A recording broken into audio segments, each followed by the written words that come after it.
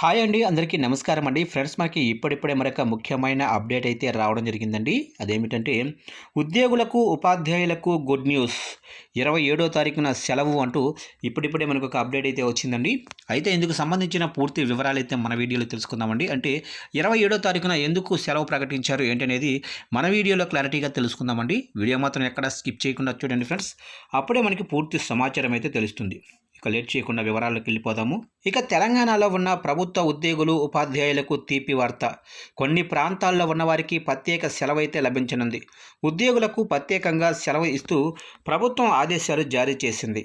ఇక ప్రస్తుతం తెలంగాణలో ఖాళీగా ఉన్న 2 ఎమ్మెల్సీ స్థానాలకు ఎన్నికలు జరుగుతున్నాయి. పోలింగు ఈ నెల 27వ తేదీన ఉంది. దీంతో పోలింగు కోసం ఉద్యోగులకు సెలవిస్తూ ప్రభుత్వం ఉత్తర్వులు విడుదల చేసింది. ఎమ్మెల్సీ ఎన్నికల ఓటింగ్ రోజున ఉద్యోగులకు ప్రత్యేక సాధారణ సెలవు ప్రకటించింది.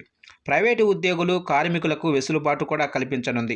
ఇక ఎన్నికల రిటర్నింగ్ అధికారిగా ఉన్న కలెక్టర్ పమేలా సత్పతి ఈ మేరకు కీలక ప్రకటన చేశారు. ఈ నెల 27వ తేదీన మెదక్, నిజామాబాదు, కరీంనగర్, ఆదిలాబాదు పట్టభద్రుల ఎమ్మెల్సీ స్థానం, ఉపాధ్యాయ నియోజకవర్గాల ఎమ్మెల్సీ ఎన్నిక జరగనుంది.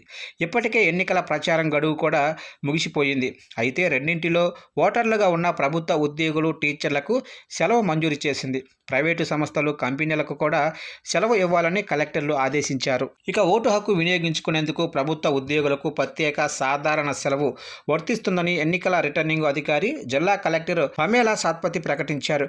గ్రాడ్యుయేట్, ఉపాధ్యాయ ఎమ్మెల్సీ ఎన్నికల కోసం నమోదిత ఓటర్లుగా ఉన్నవారు తమ ఓటు హక్కు వినియోగించుకునేందుకు ఈ ప్రత్యేక సెలవు వర్తిస్తుందని తెలిపారు.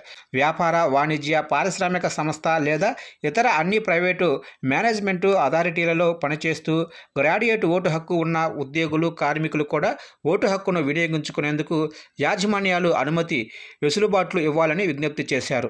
ఇక ప్రైవేటు ఉద్యోగులు, కార్మికులు ఎమ్మెల్సీ ఎన్నికల్లో ఓటు వేసేందుకు షిఫ్టుల సర్దుబాటు, పని గంటల తగ్గింపు, ఆలస్యంగా హాజరు కావటానికి అనుమతి వంటి సౌకర్యాలు కల్పించాలని ఈ సందర్భంగా కలెక్టర్ ఆదేశించారు.